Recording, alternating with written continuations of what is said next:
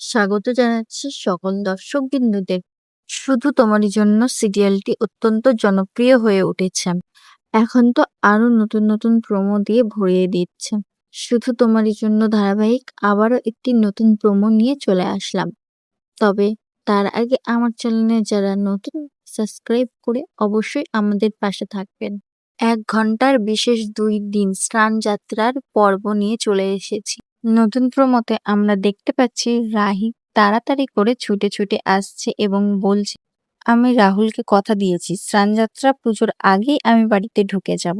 অন্যদিকে বাড়ির সকলেই পুজোর সময় স্নানযাত্রার দিনে রাহুলের মা বলছে রাহি এই বাড়ির যোগ্য বউ নয়। আজ স্নানযাত্রার দিনেও সে বাড়িতে ফিরল না। রাহুল তখন বলল, না মা, রাহি যখন কথা দিয়েছে তখন ঠিকই আসবে। কিন্তু হঠাৎই রাস্তায় গুন্ডা আসে এবং রাহিকে ধরে নিয়ে যায়।